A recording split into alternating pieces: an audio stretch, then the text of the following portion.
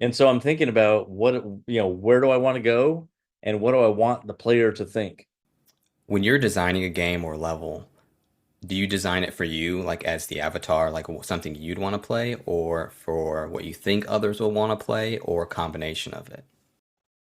It's kind of both. So, as an example, if I'm making a Doom level, like I'm making a Sigil 2 level or something, I'm thinking of, okay, what looks cool? As soon as you start the level, how cool does it look?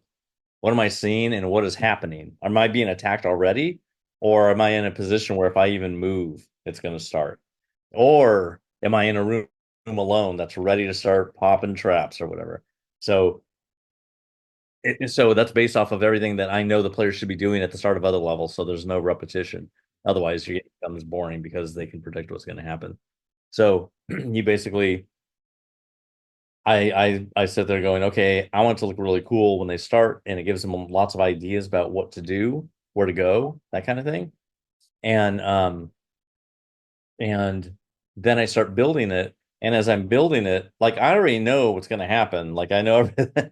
I actually don't know the whole level. I know that, like, let's say the first level of Sigil 2, when you start, you're being shot at, and there's a bunch of enemies in front of you facing the guys that are shooting. Those guys will hit them, and they'll start a little fight.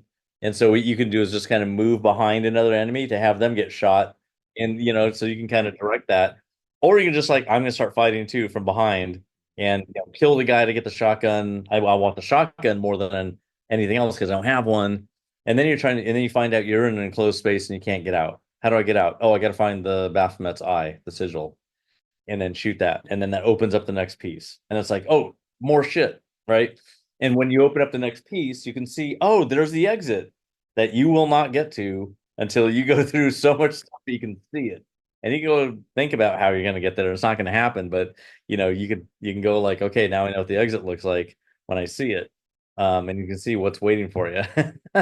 And so you go from there, figure out how to get to the next place. There's like little areas that you can go pick stuff up. There's a guy with some ammo and another shotgun, and it's like that little side thing is like, well, if I didn't kill one of these guys, I'm still gonna need a shotgun. I'm gonna have to let the player come over here and get one over here. So it's not just my style, which would be like kill that guy, get his gun, and take off.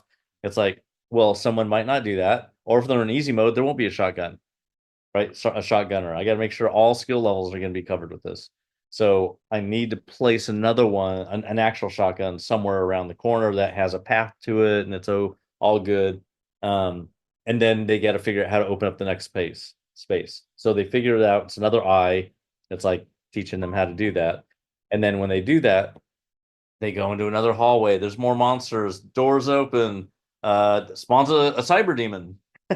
So they can't really go backwards now because now there's a cyber demon, but it loops back around to where they are going to see the cyber demon. They got to figure out how to get to back to the very beginning again, which isn't that it's just a little loop, but it's like there's a lot that happens in that loop.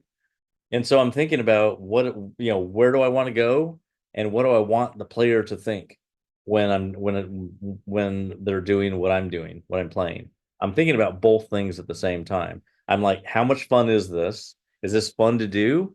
And what can I get the player to figure out here? Like it's got to have a good flow. They got to like know where they're going to go. But at the same time, it should be challenging to do it and also be like, oh my God, if there's a way to scare them or like there's no way that just happened, and then you open up a wall and there's a teleporter and you go into the teleporter. Now you're back in the beginning, but now there's a new wall that just opened up with stairs going up to more monsters that you saw before. But well, you saw one of them, but now there's more, and so you got to blow those guys away. And if you run up the stairs, you fly over lava and land inside of a cave. And so now you're in the next section you're not getting out of until you figure out how to get out of there. You're locked in a cage and there's a bunch of graves outside the cage, and then a bunch of monsters come out of it. So it's like just one thing after another. And I'm just like, I know what's going to happen. So I'm just designing it, but I'm thinking about the player's experience when they see it for the first time and deal with it. Yeah. And so I'm doing both things. It's got to be fun for me to play.